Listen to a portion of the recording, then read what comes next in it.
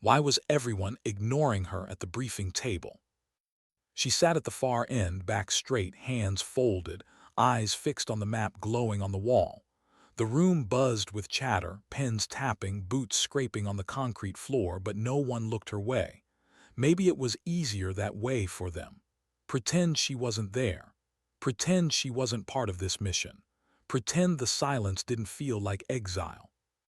But she noticed every pause in conversation, every glance that flicked toward her then darted away. It wasn't hostility. Not exactly. It was doubt. The kind that clings like smoke, heavy and suffocating, even when no one speaks it aloud. The commander's voice cut through. We go at 400. Team Alpha sets the perimeter. Team Bravo moves on the compound. Questions. A hand shot up. Then another. Details. Logistics. Confirmations. She wanted to ask too. Not about the mission, she knew the plan by heart, but about something else. Something no one here wanted to hear. But she held her tongue. Not yet. Her name wasn't called. Not once. When the meeting ended, chairs screeched back, papers shuffled, and the others filed out in groups of 2 or 3, laughing, whispering, pretending. She stayed seated, alone. The overhead light flickered, buzzing faintly like it was on the edge of burnout. She pressed her thumb against her palm, grounding herself in the sharp sting. This wasn't new. She'd been invisible before. The only woman in a room full of men who had already decided who she was before she spoke. She didn't need their permission to matter. Still, it hurt. The kind of hurt you don't show, because the moment you do, they win. She finally rose, her boots echoing in the empty space, and walked out into the night air. The desert was quiet, cold. Stars burned sharp above, and the horizon glowed faintly with the promise of dawn. She breathed in the silence. Out here, the world didn't judge. But there was something she hadn't told them. Not yet. Something about why she volunteered for this mission. Her footsteps carried her to the barracks.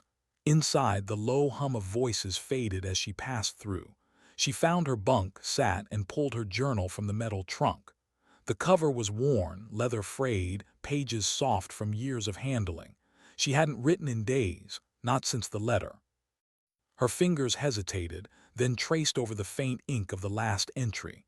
A name. Just a name. One that still burned inside her like fire and ice at once. She closed the book before the weight pulled her under. Tomorrow she'd step into the fire. And maybe she'd find the answer to the question that haunted her every night. Had she already lost herself, or was she still waiting to be found?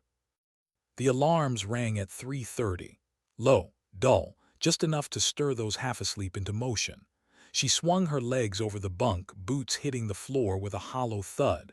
Her gear was already laid out. She'd packed and repacked it 3 times, not from nerves but from discipline. Routine was her armor. Others moved around her. Banter, quick jokes. That sharp edge of humor soldiers wore like a shield before walking into the unknown. She caught snippets, stories about home, about food, about promises they'd make when they got back. Each word a reminder of what they carried inside, the invisible weight that no weapon could balance.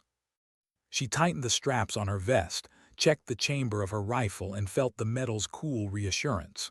Tools, just tools. The real weapon was resolve. A soldier, Martinez, leaned against the doorframe, chewing gum, his gaze flicking toward her. For a moment their eyes met. Not friendly, not cruel, just searching. Then he turned away, muttering something she couldn't hear. Her throat tightened. She looked down, adjusted her gloves, and focused on the only thing that mattered: control. One step at a time. They loaded into the trucks, engines rumbling against the dawn. Dust swirled in the headlights as the convoy rolled out, slicing across the barren land. She sat wedged between 2 men, their shoulders pressed against hers, their voices loud in her ears. She stayed quiet, listening. The rhythm of wheels on gravel pulsed through her, steady as a heartbeat.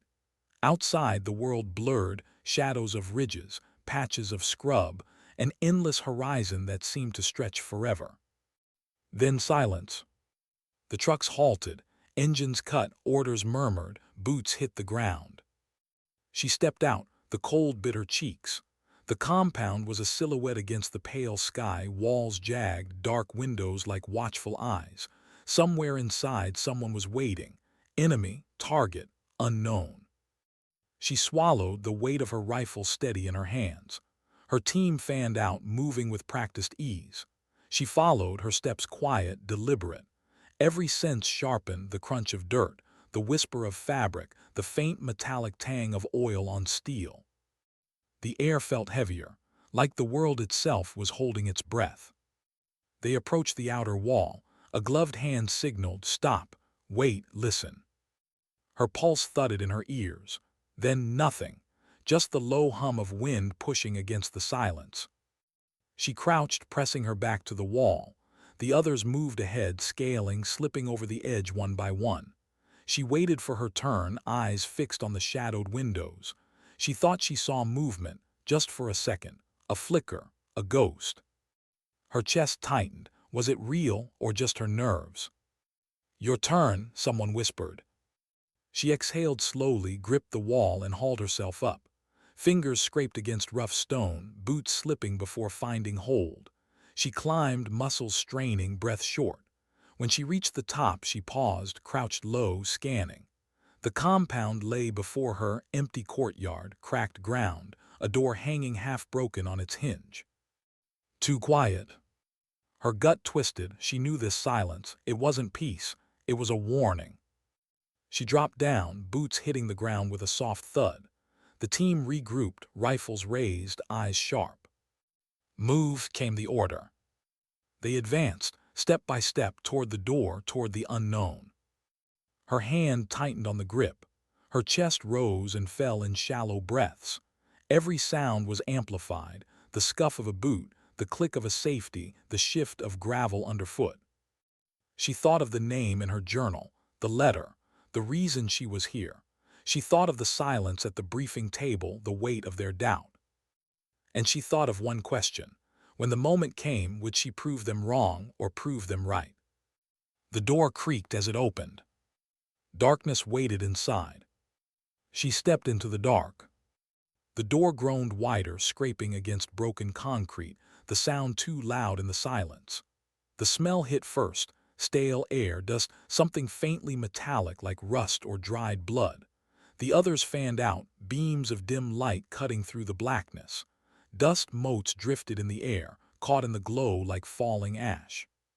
Her rifle pressed against her shoulder, eyes sweeping corners, angles, shadows that stretched too far. She moved with the others, slow and deliberate, boots whispering against the floor. But something was wrong. The compound was empty, too empty. No voices, no movement, no signs of life.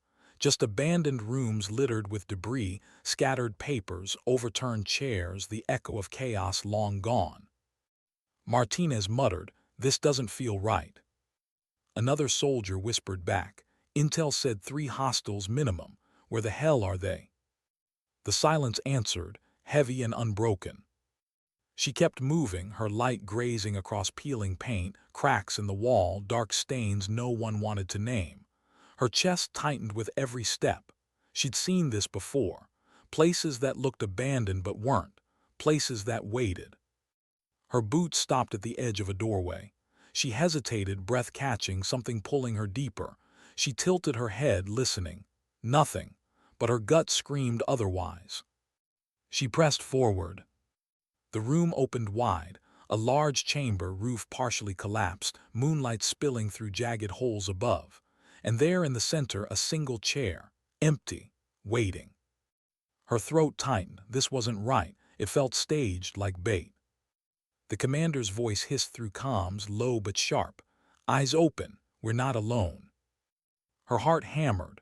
She swept her light across the walls, the ceiling, the shadows clinging to the edges. Nothing. And yet she felt it, that invisible gaze, that presence just beyond reach. The sudden crack of static tore through comms, loud and jarring. She flinched, gripping her rifle tighter. The others froze, glancing at each other, uncertain. Then silence again, dead air. Something had cut them off. She swallowed hard, sweat pricking her temple despite the cold.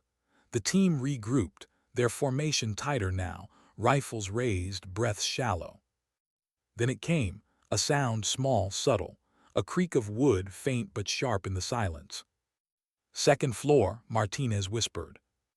They moved fast but quiet, boots climbing broken stairs that groaned under their weight.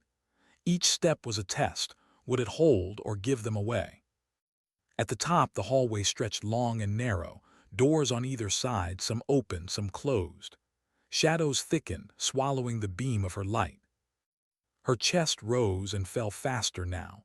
She thought of her journal, of the name she hadn't spoken aloud in months, of the reason she had chosen this mission, out of all the ones she could have avoided.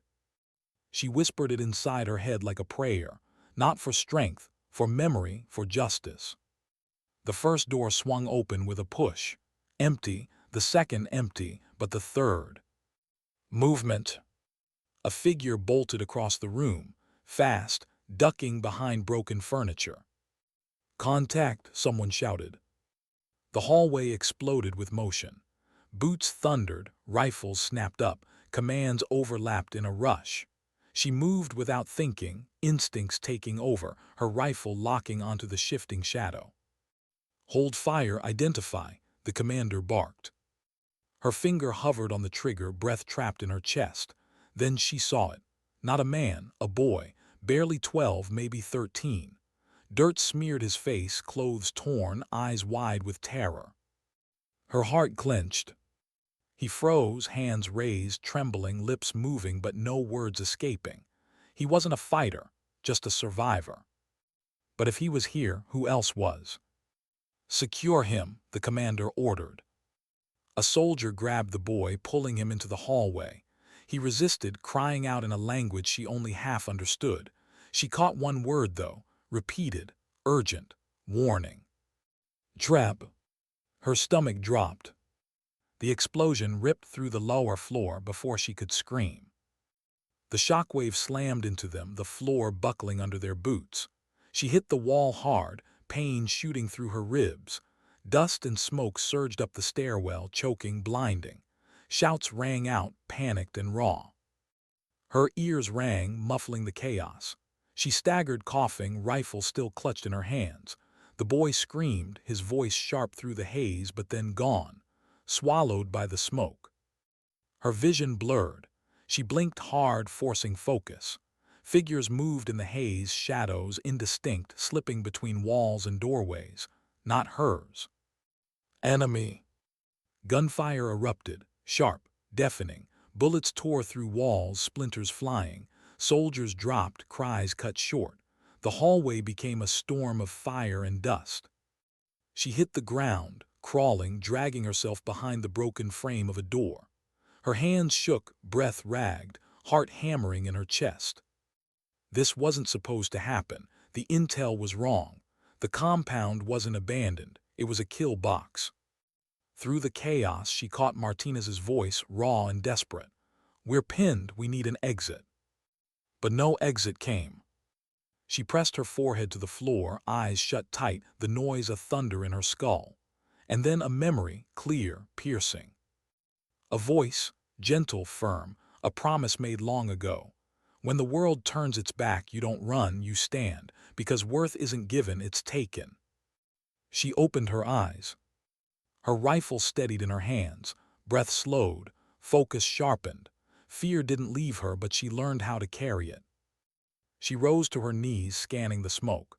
Shadows flickered, movements, targets. She exhaled and squeezed, one shot, then another, clean, precise. The others rallied, their fire answering hers, pushing back the storm inch by inch. But she knew this was only the beginning. Somewhere deeper in the compound, beyond the smoke and the screams, waited the reason she had come here. The reason she hadn't told them. Not yet. And when she found it, everything would change. Why was the boy screaming her name? Her ears still rang from the blast, her body aching, but she swore she heard it through the smoke, that thin, desperate voice shouting her name. Not just help, not just please. It was personal, direct. But how? She staggered to her feet, coughing, rifle gripped tight. The hallway was chaos, fire licking out of splintered doors, debris choking the floor, her team scattered in the haze. Some were shouting orders. Others weren't shouting at all. Martinez grabbed her shoulder, his face streaked with blood, eyes wide. "We're cut off. We need another way out." She nodded, though her mind was spinning. The boy's voice clung to her ribs like a hook. Her name. No one here should have known it. No one. The commander's voice cut through the comms, harsh and clipped. "Regroup at the north stairwell. Move, move." They moved, half running, half stumbling, every step kicking up dust. Gunfire still cracked behind them, chasing their heels. She fired blindly into the smoke, covering their retreat, each shot echoing like thunder. At the stairwell, they collapsed against the wall, catching breath, sweat stinging their eyes. The commander counted heads. Too many were missing. Silence fell heavy as stone.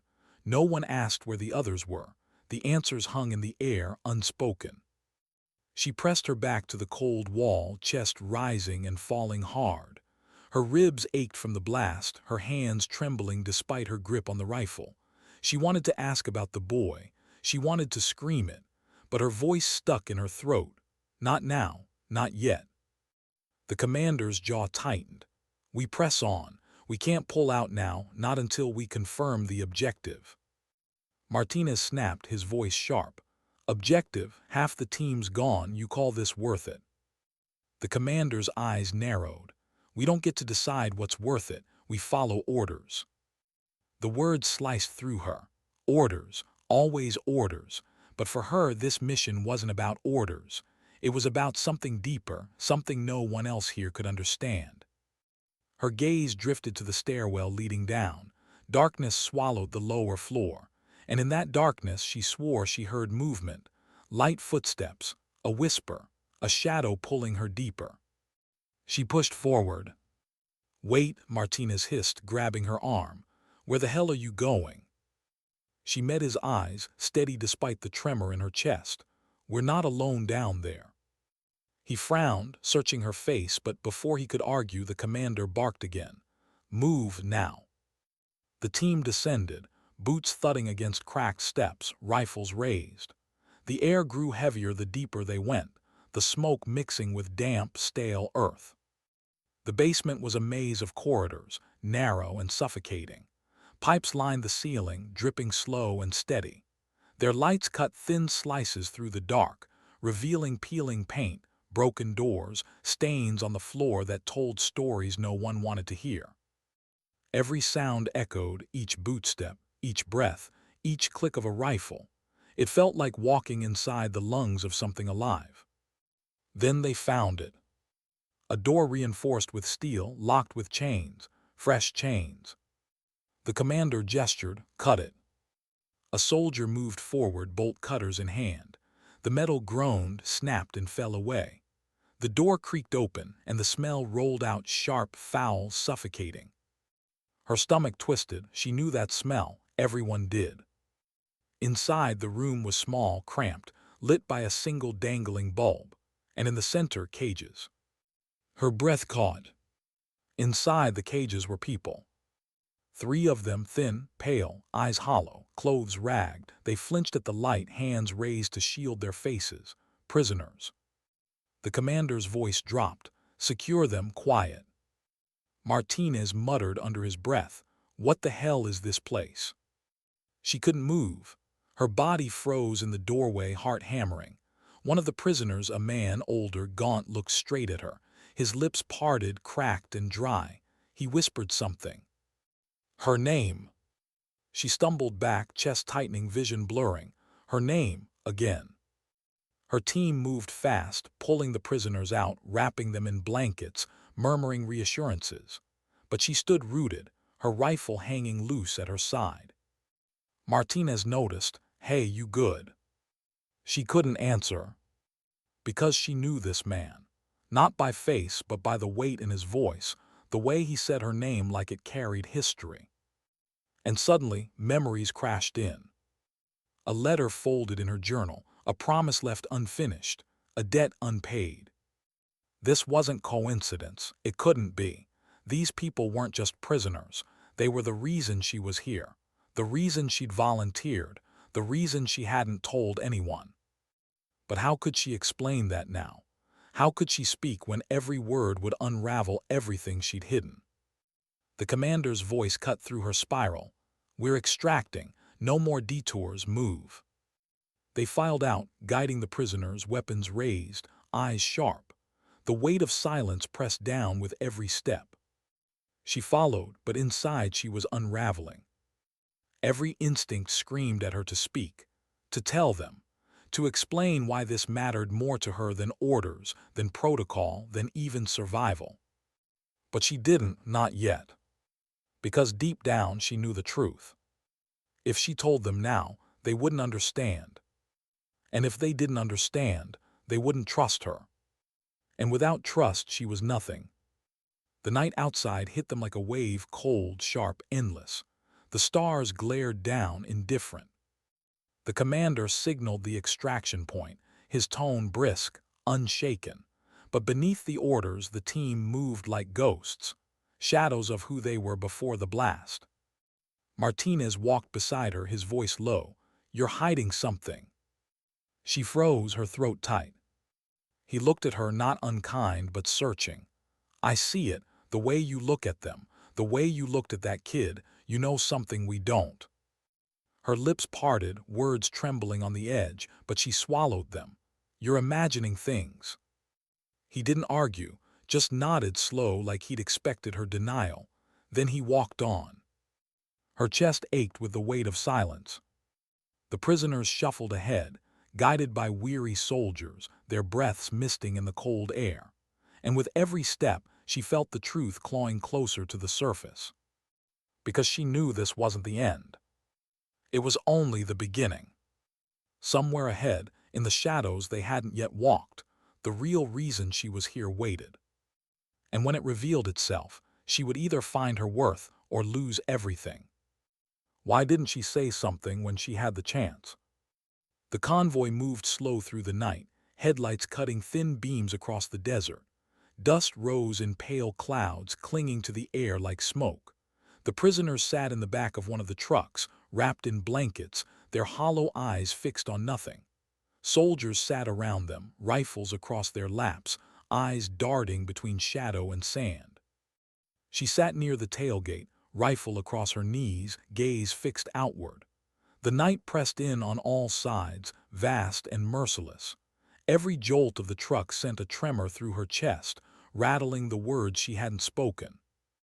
Martinez sat across from her, chewing gum like always, but his eyes never left her face. She felt his stare like heat against her skin. Finally, he leaned forward, voice low, careful not to carry. "Who are they to you?" Her throat tightened. He didn't wait for an answer. "Don't bother lying, I can see it. The way you looked at that old man, like you seen a ghost." She looked down, tracing a finger along the cold steel of her rifle. Her chest rose and fell, but no words came. Martinez leaned back, shaking his head. "You better hope whatever secret you're carrying doesn't get us all killed." The words stung, not because they were cruel, because they were true. The truck jolted suddenly, brakes screeching. Soldiers tensed, rifles snapping up, eyes scanning the horizon. The commander's voice came sharp over comms. "Roadblock ahead." She jumped out, boots hitting dirt, eyes adjusting to the faint glow ahead. In the distance, across the narrow road, vehicles were abandoned, haphazard, blocking the path. The commander raised a fist. The convoy halted. "Silence. Too silent." Her skin prickled. The commander's voice dropped to a whisper. "Positions, eyes sharp." Soldiers spread out, forming a perimeter. She moved to the edge, scanning the wrecks ahead, rifle steady. The air was still, too still. Then she saw it. A glimmer just for a second, a reflection in the dark, a rifle scope. "Contact," she shouted. Gunfire erupted. Muzzle flashes lit the night. Bullets tore through the silence, slamming into metal, dirt, anything in their path. Soldiers dove for cover, shouting, firing back. The prisoners screamed, ducking low, clutching each other. She hit the dirt, rifle braced, eyes locking on movement in the shadows. Enemy fighters poured from the wrecks, dark figures against darker night. She fired, steady, precise. Each shot an anchor, holding her fear at bay. Martinez was beside her, shouting over the chaos. They knew we'd be here. They set us up again. Her chest clenched. He was right. The enemy wasn't reacting, they were waiting, just like at the compound. Hell. The thought cut deep. Information was leaking.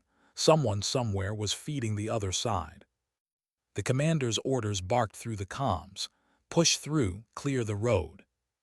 Explosions ripped the vehicles apart, fire lighting the night sky. The convoy surged forward, engines roaring, soldiers firing as they ran alongside. She covered Martinez as he dragged one of the prisoners back into a truck, bullets sparking against the metal around him. She fired until her rifle clicked empty. Reload, fire again, move, don't stop. The chaos blurred, sound and motion crashing together until it felt like drowning. But through it all, one image burned in her mind, the old man's eyes, the way he had said her name. This wasn't just war, this was personal. And someone didn't want her to find out why. Hours later, silence returned. The convoy rolled again, slower now, limping, wounded. The road behind was littered with burning wrecks, bodies lost to the dust. She sat in the truck bed, sweat drying cold on her skin. Her hands still trembled from the fight. Across from her, Martinez wiped blood from his arm, grimacing. He caught her staring and smirked faintly. "Don't worry, not mine, other guys." She almost smiled, almost. The prisoners sat huddled in the corner, their faces pale, lips cracked. The old man stared at her still, unblinking. She forced herself to look away, but his voice lingered in her skull. Her name, her name. Finally she cracked. She leaned closer, speaking low, almost a whisper. "How do you know me?" The old man's eyes softened. His lips parted. His voice was weak, but the word was clear. "Your brother." Her chest collapsed inward. Breath caught sharp in her throat. For a moment the world tilted. She gripped the edge of the truck, knuckles white. "What did you say?" But before he could answer, the commander shouted from the front. "We stop here. Secure perimeter." The truck slowed, pulling into a ravine, walls of stone rising on either side. A natural choke point. Safe for now. Soldiers spilled out, setting watch, building a temporary camp. The night air was heavy, silence broken only by the crackle of radios and the distant hiss of wind. She sat by the fire, her rifle across her lap, eyes fixed on the flames. The old man's words pounded in her skull. "Your brother." Her brother. The letter in her journal. The one she'd folded so many times the paper was soft as cloth. The one that said he was gone. But if this man knew him, if he spoke of him now, was her brother alive? The fire popped, sparks rising into the night. Martinez sat down beside her, his voice low. "You gonna tell me what's eating you alive, or you just gonna let it keep chewing?" She didn't answer, couldn't. He studied her in silence, then leaned closer. "Whatever it is, you better make peace with it fast, because whatever's waiting ahead, it's bigger than you, bigger than all of us." She turned, met his eyes. For the first time she saw no doubt there, just honesty, weariness, truth. And in that moment she almost told him, almost. But fear held her back. Because once she spoke it aloud, there'd be no turning back. The night stretched long, the prisoners slept fitfully, the soldiers rotated watch, and she lay awake, staring at the stars above the ravine. Every sound echoed too loud in the silence, the shift of boots, the clink of metal, the faint murmur of radios. She turned, pulled her journal from her pack, and opened to the last page. The name written there stared back at her brother's name. She closed her eyes, whispering into the night, "If you're still out there, I'll find you, I swear." The wind carried her words away, scattering them into the dark. But somewhere beyond the ravine, beyond the reach of firelight and comfort, the truth waited. And she was no longer sure if she was ready for it. The night had its own kind of cruelty. Unlike the battlefield that roared with fire and chaos, the night whispered. It lingered. It made every thought louder, every doubt sharper, every fear more real. She lay on the ridge, cheek pressed to the cold stock of her rifle, scope glinting under the silver light of a half-broken moon. Around her, the unit slept in fragments, bodies curled beneath thermal blankets, breaths shallow, dreams haunted. But she stayed awake, always awake. Because silence was never empty, it carried weight. And she had learned long ago, it was in silence that wars were truly fought. The echo of training. Her mind wandered to the early days, training, back when her hands trembled more from nerves than recoil. The instructors had told her the sniper's curse was not pulling the trigger, but living with the space after. Between the shot and the silence, you'll find yourself, her mentor had said.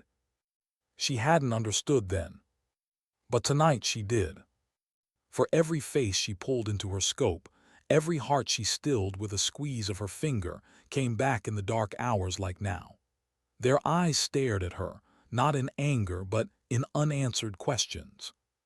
Why them? Why her? Why this endless war? She closed her eyes, fighting the weight pressing down on her chest, and then in the quiet she heard movement. Not in memory, not in dream. Real present. The intrusion. Her hand slid instinctively to the sidearm at her hip as her ears caught the faint crunch of gravel, too soft, too cautious to be a patrol, too measured to be an animal. She froze, heartbeat quickening. Then a whisper. "Captain."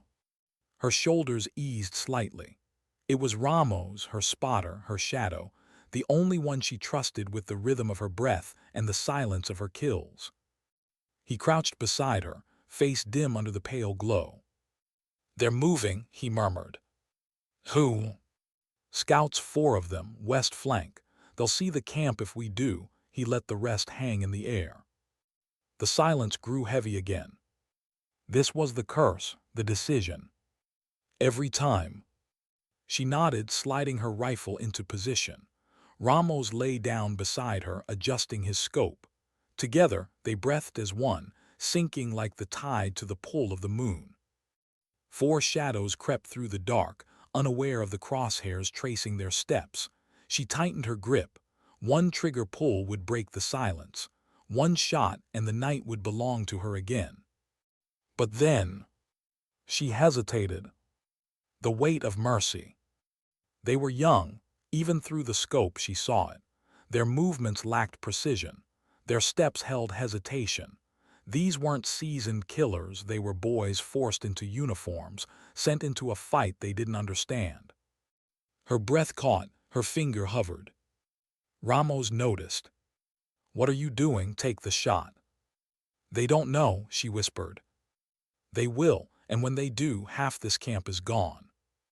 Silence again. She stared through the scope, torn between the orders drilled into her bones and the humanity clawing at her heart. Then one of the scouts slipped. He stumbled, catching himself with a hushed curse. The sound cracked through the night like thunder. Her choice evaporated. She pulled the trigger. The silence shattered. Aftermath. The first boy fell, and in that instant the others froze like prey under a predator's gaze. Ramos didn't wait. His rifle spat fire, dropping the second before he could even draw his weapon. The remaining 2 scattered, panic overriding discipline. She fired again, missed by inches. Ramos cursed under his breath and chambered another round, but the darkness swallowed them before he could line up. Then quiet again. The kind of quiet that didn't bring peace, only questions. She exhaled, lowering the rifle. Her hands trembled not from cold but from the choice she had almost made, the mercy she had almost given, the cost of hesitation. Ramos glanced at her, eyes sharp. "You can't do that," he said flatly. "Do what?" Pause, think, question. Out here you hesitate and we die." She didn't answer, couldn't, because he was right, and yet so was she. The burden shared. When they returned to camp, no one stirred. The unit still slept, unaware that death had brushed past them, unaware of the war fought in silence.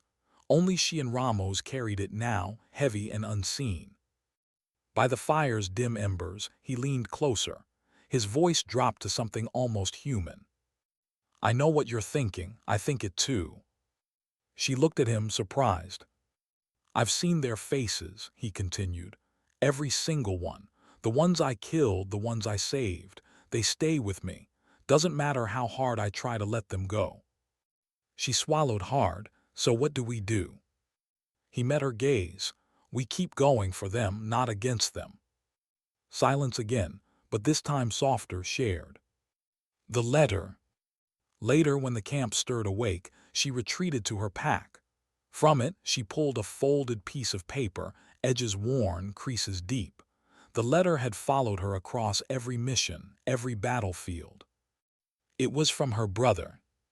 Not a soldier, not a fighter, just a voice of home, written before the world demanded blood from her hands. "Don't forget who you are," the letter said. "Don't let them take the best parts of you, even when they try." Her fingers lingered on the words, and for the first time in weeks she felt something stir, not relief, not hope, but defiance. The silence no longer felt like an enemy. It felt like a reminder. She carried the weight not because she had to, but because no one else could. And maybe that was the point. Closing scene of Part 5. She folded the letter, tucked it back, and raised her eyes to the horizon. Dawn bled slowly into the night, painting the ridge in pale fire. Around her, the unit prepared for another march, another fight, another choice. But within her, something had shifted. The silence between the shots wasn't a curse anymore. It was a mirror. And she had finally decided what reflection she wanted to see. The war wasn't just about survival. It was about carrying humanity into places it had no right to exist and refusing to let it die. She picked up her rifle, steadied her hands, and whispered into the breaking dawn. "Not tonight, not ever." Dawn had no mercy. It rose over the ridge like an executioner's blade, sharp, blinding, unforgiving. The unit moved in its pale light, faces gaunt, boots heavy, shadows long. Every step took them closer to the objective and deeper into the unknown. She marched at the front, rifle slung across her chest, eyes scanning the terrain. The silence of the night still lingered in her bones, but daylight demanded something harsher: vigilance. War never paused, never softened. It only changed its mask. The uneasy march. The valley stretched before them, dry, cracked earth, scattered ruins of stone structures abandoned decades ago. Wind howled through the skeletal remains, carrying dust and the faint metallic tang of old battles. "This place stinks of ghosts," Ramos muttered, his boots crunching against rubble. "Better ghosts than soldiers," she replied. "Don't be so sure." The commander gave a sharp hand signal and the unit fanned out. Eyes wide, rifles raised, hearts pounding. It was the kind of silence that screamed of an ambush. She felt it too. The tension under her skin, the itch of being watched. Every instinct honed from years of war told her something was wrong. But she couldn't name it, not yet. The first crack. Hours passed in the valley's grip. The sun burned overhead, baking the ground until the heat shimmered. Sweat rolled down faces, pooled in collars, stung eyes already raw from exhaustion. They found no resistance, no patrols, no movement. "Too easy." The commander halted them near a collapsed watchtower, raising his hand. "We rest here," he said curtly. But his tone felt different, harder, colder. And when she looked at him, she noticed the distance in his eyes. Not the distance of fatigue, but of decision. Ramos leaned close to her, voice barely audible. "You feel it too?" "Yes. Something coming." They were both right. The ambush. It began with a whistle, high, piercing, almost delicate. For a split second the unit froze, scanning for its source. Then the world exploded. Mortars screamed down from the ridges, slamming into the earth with bone-rattling force. Dust and fire tore the air apart. Men and women scrambled for cover, shouting orders swallowed by the thunder of detonations. She threw herself behind the shattered wall of the watchtower, dragging Ramos with her as shards of stone sliced through the air. Her ears rang, vision blurred, but instinct held her steady. This wasn't random. It was precision. They had been led here. The betrayal revealed. Through the haze she saw him, the commander, not fighting, not hiding, walking, calm, straight into the storm. And then she saw why. Figures emerged from the smoke, enemy soldiers moving with purpose, rifles raised but not at him. They parted around him like he was one of their own. Her breath caught in her throat. "No," she whispered. Ramos's jaw clenched. That son of a... The realization cut sharper than any blade. They hadn't just been ambushed. They had been betrayed. The collapse. The unit scattered, pinned by crossfire. Some fell screaming, others vanished in the smoke. The betrayal cut deeper than bullets. It tore the heart out of the group. No orders to follow, no leader to trust, only chaos.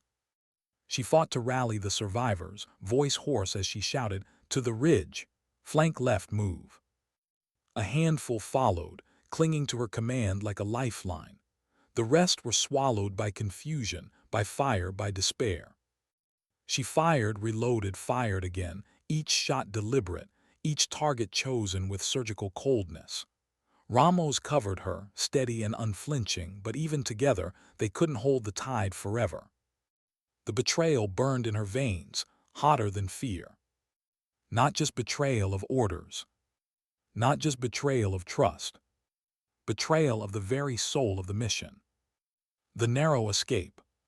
They broke toward the ridge, sprinting through smoke and gunfire. Bullets hissed past, snapping against stone. 2 of her soldiers fell, one struck in the back, another crumpling with a scream she couldn't erase. But there was no time to mourn, no time to hesitate. "Go," she roared, shoving the last survivor ahead. "Don't stop." She and Ramos covered the retreat, rifles spitting fire until their magazines clicked empty. Then they ran, hearts hammering, lungs burning, legs aching with every desperate stride. They made it to the ridge's crest, throwing themselves into the cover of jagged rocks. Below, the valley was a cauldron of fire and betrayal.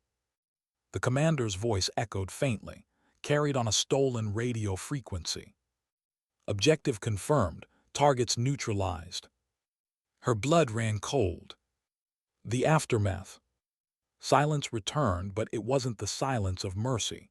It was the silence of devastation. The survivors huddled together, barely a fraction of the unit that had entered the valley, faces streaked with dust and grief, eyes hollow, hands trembling. She looked at them, what remained, and for the first time they looked back at her not just as a soldier among them, but as the one holding them together. Ramos broke the quiet. "He sold us out." She nodded, throat tight. "To them." Another nod. The words tasted like ash. The commander hadn't just betrayed them. He had chosen the enemy, chosen to trade their lives for some darker promise, some bargain written in blood. And now it was up to her. The decision. Night fell again, cloaking the ridge in cold darkness. They built no fire, spoke little, moved less. Every shadow felt dangerous. Every gust of wind carried threat. She sat apart, staring down at the valley where their comrades had been swallowed whole. Her hands clenched into fists, nails digging into her palms until they drew blood. War had always demanded sacrifice, but betrayal was something else. Betrayal demanded justice. Ramos approached, crouching beside her. His voice was low, steady. "So what now?" She turned to him, eyes hardened by fire and silence both. We hunt him.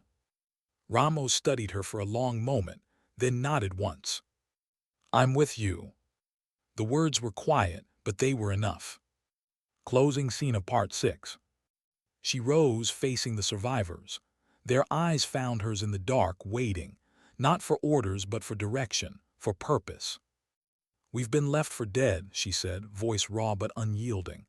But we are not finished, not yet. He thinks betrayal broke us. He's wrong. Her rifle hung heavy across her chest, but her voice carried strength. We'll show him, we'll show them all. We are not shadows to be erased. We are the fire they can't control. Silence followed, but this time it wasn't empty, it was charged. A promise. A reckoning. She turned toward the horizon, where the traitor had vanished with his new masters. Her jaw set, her heart steady, her will unbroken. The mission had changed. The war had changed. She had changed. Now it wasn't about survival. It was about vengeance. And she would carry it with heart, not for herself, but for every soul stolen in the ashes. What drove someone to sell out their own? That question haunted every step as they moved through the broken wilderness. The survivors, ragged and hollow-eyed, following her lead. Betrayal was heavier than any rucksack. It weighed on their backs, pressed into their chests, whispered in the silence between footsteps. But she carried it differently, not as a burden, as a weapon. The trail. They tracked him for days, each dawn unfolding in shades of dust and heat. The land grew harsher, less forgiving. Jagged cliffs, canyons carved by time, ruins of old villages where life had long since surrendered. Ramos was the one who spotted the first signs, faint bootprints in soft dirt, a torn scrap of cloth snagged on barbed wire, a cigarette stub still warm. He's close, Ramos whispered. Too close, she muttered. Every trace told the same story. The commander wasn't fleeing. He was guiding. A twisted echo of leadership. He wanted them to follow. And they did, not because they trusted him, but because they had no choice. The survivors speak. Around the campfires they dared not light. In whispers under the stars, the survivors began to open up. One told her of his daughter's first words, spoken just before deployment. Another confessed the nightmares that never left him, even when awake. A third admitted he had never believed in the mission to begin with, but had believed in them. Each story added weight to her resolve. These weren't just soldiers under her care. They were fragments of lives, hopes tethered by thin threads to a world far away. And she thought of herself, the loneliness before the war, the silence that had once made her question her own worth. Out here, battered and betrayed, she found the answer to the question she hadn't dared ask before. Why fight? Why endure? Why keep going when the world demanded surrender? Because of them. Because of what they carried and what they refused to let die. The enemy outpost. By the third night they found it. A fortified compound built into the side of a mountain. Searchlights swept across barbed wire fences, guard towers bristled with rifles, and trucks rolled in and out carrying supplies. And there, on the platform above the gate, stood the commander. Alive, whole, clad in new insignia, unfamiliar but undeniable. An enemy officer now. The sight of him twisted her stomach into knots. His posture, his smirk, the way he leaned against the railing as though the world bent to him. Ramos spat in the dirt. He doesn't even hide it. No, she whispered, her chest burning. He wants us to see. The debate. The survivors gathered in the shadow of the ridge, the compound looming below. Tension crackled between them like static. We can't take that place head on, one said. Then what? Just watch, another argued. He betrayed us. We can't just leave him breathing. The group's voices rose, fraying at the edges of desperation. She let them speak, let them vent the fury that churned inside her as well, And then, when silence finally broke through, she spoke. "We're not here for revenge," she said. Her voice trembled, but she steadied it with will. "We're here because he made us ghosts, because he thinks we don't matter. We'll prove him wrong, not with rage, with precision." Her words sank into them, cooling fire into focus. She didn't need to shout. She only needed them to believe. And they did. The infiltration. That night, under the cloak of darkness, they moved. Down the ridge, through the scrub, across the dirt roads where floodlights cut the night into strips of danger. Every sound was magnified. The crunch of gravel, the rustle of fabric, the pounding of blood in their ears. She led them body low, breaths measured. Each movement rehearsed in silence, each signal a flick of her hand, each pause heavy with risk. They slipped past the outer guards, breached the fence with cutters scavenged from abandoned gear, moved like shadows into the belly of the enemy's stronghold. And for a moment, just a moment, it felt like the mission they had once believed in. A mission with purpose. A mission worth dying for. The revelation. Inside the compound, they found more than they expected. Maps spread across tables, radios humming with encrypted chatter, crates of weapons marked with insignia from places that weren't supposed to be allies. And files. Dozens of them. She opened one. Inside, names, faces, operations, entire missions compromised. Her breath caught. These weren't just betrayals of their unit. This was bigger. A web of secrets sold, alliances broken, lives bartered like currency. The commander hadn't just abandoned them. He had built an empire on treachery. And every life they had lost in the valley was only the beginning. The confrontation. The survivors wanted blood. They wanted to storm into his quarters and end it, but she stopped them. "Not yet," she whispered. "Why?" Ramos pressed. "Because he expects rage. He won't expect silence." They waited, crouched in the shadows, until footsteps echoed down the corridor. And then he appeared. The commander, alone. He paused, sensing something. His hand moved toward his holster, but too late. She stepped forward, rifle raised, eyes locked onto his. The air thickened. Every second stretched like eternity. He smiled. "I knew you'd come." Her chest tightened, fury and sorrow colliding inside her. "Why?" she demanded, voice low, raw. "Because I outgrew them," he said simply, "and so will you." The survivors bristled, rifles shaking in their hands. Ramos growled under his breath. But she held steady. Her finger brushed the trigger. Her mind raced. Killing him now would satisfy the wound. But it wouldn't end the war he had fed. The choice. Her silence dragged, heavy and suffocating. The commander's smirk faltered, replaced by something darker, curiosity. "You won't do it," he said. "You're too sentimental." She stepped closer, barrel aimed at his heart. "Maybe," she whispered, "or maybe I've just learned what matters."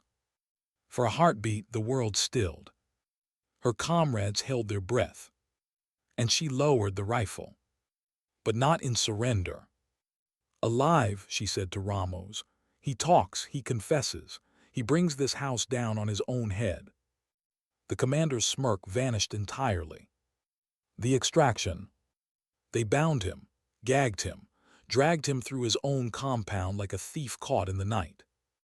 Every hallway they passed carried risk, guards, alarms, cameras. Yet somehow, by sheer will and timing, they slipped through. The survivors moved with renewed strength, not just surviving now, but striking. Their silence was sharper than gunfire, their unity harder than steel. And when they reached the fence, hauling the traitor behind them, she knew something had shifted. This wasn't just about vengeance anymore. This was about truth. The closing scene of Part 7. On the ridge under the stars, they tied him to the ground, his face pressed into the dirt he had traded them for. The survivors stood around him, breaths heavy, hearts pounding but eyes steady. She looked at him, then at them, and in their faces she saw what she had never found before, not in medals, not in orders, not in fleeting praise. Worth. He had tried to strip it from them, but in chasing him, in surviving him, they had found it together. The fire in her chest softened into something quieter, not forgiveness, not yet, but purpose. They weren't finished. The fight wasn't over, but for the first time they weren't just reacting to war. They were choosing their path. And the path led to justice. The night was long. Too long. They kept him bound at the ridge, the traitor, the man who once commanded them, who once carried their trust. Now just a prisoner under the same stars they all once swore to fight for. The survivors sat in a loose circle, the fire in their eyes stronger than any flame they dared to light. Every breath of wind carried tension. Every glance at him was a reminder of what had been taken. And yet in the silence between them something unspoken stirred, not just grief, not just rage, something deeper. Something like clarity. The weight of dawn. When morning broke, the light revealed them as more than survivors. Faces scarred with exhaustion, uniforms torn and blood-stained, yet still standing, still together. She stood first, boots scraping stone, and the others rose with her. The traitor lifted his head, lips curled in mock defiance. "You think dragging me here changes anything? You've already lost." Ramos crouched low, his hand gripping the man's collar. "You sold us out. You killed our own. That's not losing." The traitor smirked. "It's winning. You're still here clinging to scraps of hope. I've moved on. I've risen." His words cut, but they didn't wound. Not anymore, because the survivors had already chosen something different. She stepped forward, her shadow falling across him. "No," she said softly. "You didn't rise, you sank, and we won't drown with you." The journey down. They moved him at dawn, dragging him through the barren hills toward a safe extraction point marked on the stolen maps. The trek was brutal, sun burning, bodies aching, every step echoing the miles of betrayal behind them. But unlike before, silence didn't feel empty. It felt shared. Their breaths matched, their boots struck in rhythm, their burdens were carried together. Ramos walked beside her, voice quiet, thoughtful. "You could have ended him last night. Why didn't you?" Her answer was slow, heavy. "Because killing him is too easy. His death would bury the truth with him, but his voice, his confession, will burn his empire down." Ramos nodded, eyes narrowed against the sun. "And you?" She blinked. "What about me? You've carried us since the valley. You've done more than command. You've kept us alive. What do you carry now?" Her throat tightened. She thought of the silence before the war, the loneliness that had haunted her, the doubt that had whispered she was nothing. And then she thought of these soldiers, scarred and unbroken, walking because she led them. "I carry worth," she whispered. The ambush of silence. But war didn't let them go quietly. By midday, shadows moved across the ridge behind them, enemy scouts, rifles glinting in the sun. "Down," she hissed, pushing the survivors into cover. Bullets cracked against rock, sending shards flying. Dust filled the air, choking, blinding. The traitor laughed through his gag, watching the chaos unfold. Her heart pounded, her mind sharp. This wasn't a battle they could win with firepower. They were too few, too worn. She closed her eyes, steadying herself, and then she remembered. Silence.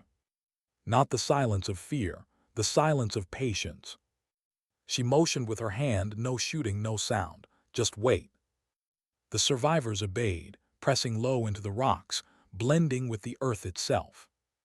The scouts advanced, searching, restless. One wrong breath, one twitch of panic, and they'd be discovered. She counted the footsteps in her head. 1, 2, 3. And when the last scout passed the ridge, she gave the signal. A single strike, a knife silent, swift, a throat cut before a cry could form, then another, and another. The enemy fell without thunder, swallowed by silence itself. When it ended, the survivors stared at her, wide-eyed, shaken, not by the blood, by the control, by the choice. She wiped the blade clean, voice low. Noise gives them power, silence gives us hours. The crossing. By nightfall they reached the river, dark, wide, churning with cold, the last barrier before the extraction point. The current was fierce, pulling at ankles, dragging at gear. One by one they crossed, hands gripping ropes scavenged from the compound, breaths ragged with effort. She went last, dragging the traitor behind her. He stumbled, water choking him, but she didn't loosen her grip. If the river wanted him, it would take her too.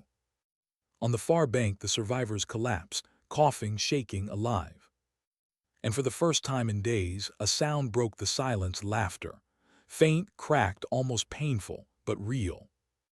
It spread through them, clumsy and awkward, until even she felt the corner of her lips bend. Not joy, not victory, just the release of survival. The final choice. At dawn, the extraction came.